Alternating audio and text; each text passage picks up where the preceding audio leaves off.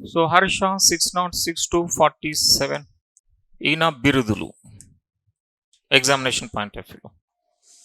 ఇతను అంటాం మూడవ అశోక, థర్డ్ అశోక 3 అంటాం. మూడవ అశోకుడు, రెండవ అశోకుడు కనిష్క.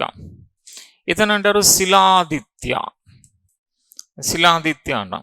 ఇతన్నే కొందరు ఉత్తరాపద స్వామి అంటారు, ఉత్తరాపద స్వామి. దక్షిణాపద స్వామి, దక్షిణాపద స్వామి మీరు చూడలే, శ్రీకృష్ణదేవరాయలని అంటారు. శ్రీకృష్ణదేవరాయలని దక్షిణాపద స్వామి అంటారు. సో శాతకర్ణి అంటే ఆంధ్రాపద, అది వేరు సూర్యుడు. ఇది దక్షిణాపద స్వామి, ఉత్తరాపద స్వామి. దక్షిణాపద స్వామి శ్రీకృష్ణదేవరాయ, ఉత్తరాపద స్వామి హర్షవర్ధన. శిలాదిత్య అంటాం, మూడవ అశోక అంటాం. ఇతని శాసనాలు, హర్షవర్ధన శాసనాలు మన్సకారి, మన్సకారి శాసనం అని చెప్పేసి అంటారు. ఇంకోటి మధుబని, మధుబని అని చెప్పేసి అంటారు. ఇంకోటి సోంపట్, సోంపట్ శాసనం.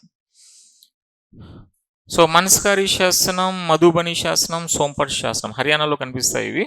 సో ఈ శాసనాల్ని వేయించినాడు ఇతను. నెక్స్ట్ ఇతను గొప్ప రైటర్ కూడా, పుస్తకాలు రాసినాడు.